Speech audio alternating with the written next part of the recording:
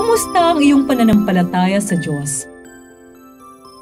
Isang mabiyayang araw ng Lunes sa 3 linggo ng Kwaresma, dakilain ang mahabagin nating Diyos sa pagkalob sa atin ng panibagong pagkakataon upang makapagpatotoo sa ating pananampalataya sa paraan ng ating pamumuhay.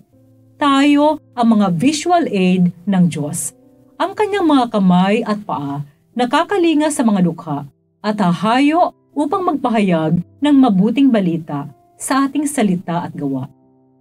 Ito po ay Sister Lines ng Daughters of St. Paul.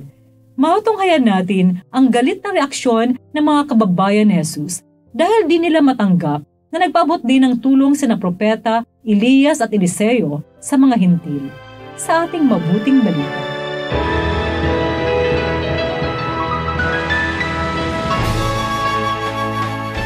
Pagdating ni Jesus sa Nazaret, sinabi niya sa lahat ng nasa sinagoga, "Talagang sinasabi ko, walang propetang katanggap-tanggap sa sarili niyang bayan. Tinitiyak ko sa inyo na maraming biyuda noon sa kapanahunan ni Elias nang sarhan ang langit sa loob ng 3.5 taon at nagkaroon ng matinding taggutom sa buong lupain. Gayunpamay, hindi ipinadala ni Elias sa isa man sa kanila, kundi sa biyuda ng Sarepta sa may Sidon. Marami ring may ketong sa Israel sa kapanahunan ni Propeta Eliseo, pero wala sa kanilang pinagaling, kundi ang Siryong sinaaman." Napuno ng galit ang lahat sa sinagoga pagkarinig dito. Tumindig sila at ipinagtulakan siya sa labas ng bayan. Dinala nila siya sa gilid ng burol na kinatatayuan ng kanilang bayan upang ihulog.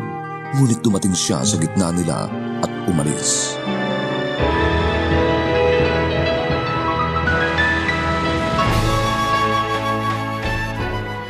Katapwat, nagdaan siya sa gitna nila at umalis. Nasa ika-3rd week of Lent na tayo kapanalig, kaya mararamdaman na natin sa mga pagbasa ang umiigting na galit ng mga taga-usig ni Jesus. Sa eksenang ito pa lamang, sa verse 30, maaari na sana nilang pinatay si Jesus, pero hindi pa dumating ang kanyang takdang panahon. Kaya ligtas siyang nakaalis sa gitna nila. It only shows that God is in control of everything. Hindi mamamatay ang anak ng Diyos kung hindi ito luluubin ng Ama. Ang kamatayan ni Jesus sa krus ay isang kusang loob na pag-aalay ng buhay para sa kanyang minamahal na kawan. Hindi ito pagkatalo, kundi isang tagumpay ng Diyos na mapagmahal at mapanligtas. Kaya lang, kailangan nating sumampalataya sa Kanya upang higit nating maramdaman ang biyayang hatid ni Jesus sa ating buhay. Tulad noong kapanahunan ni Elias at ni Eliseo, mararamdaman lamang natin ang himala ni Jesus kung may pananampalataya tayo sa Kanya. Ang kawalan ng tiwala at pananampalataya sa Diyos ay nagiging hadlang upang gumawa ng himala ang Diyos sa buhay natin. Kung minsan, halos hindi natin napapansin ang mga mumunting himala ng Diyos sa buhay natin. Dahil napaka-ordinaryo lamang nito. Ganito rin ako minsan. Pero kapag nagdasal ako at nanahimik, doon ko napagtatanto kung paano gumalaw ang Diyos sa buhay ko. Manalangin tayo.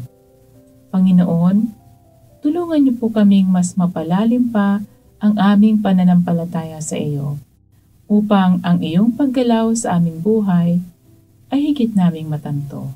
Amen. Mga kapanalig, support Pauline's online ministry. Subscribe, like, and follow us on Facebook, YouTube, Instagram, Twitter, TikTok, Spotify, Google, and Apple Podcast. Maraming salamat po. At sa lahat na nagbe-message sa amin na humihingi ng panalangin para sa iba't ibang intensyon, asahan po ninyong kasama niyo kami sa pagdarasal na ipagkaloob ng Diyos ang inyong mga kahilingan. Ito po muli si Sister Lines ng Daughters of St. Paul na nagpapaalalang walang hanggang pag-ibig ng Diyos ating pagnilayan. Bugtong na anak, hindi ipinagkait para sa ating kaligtasan.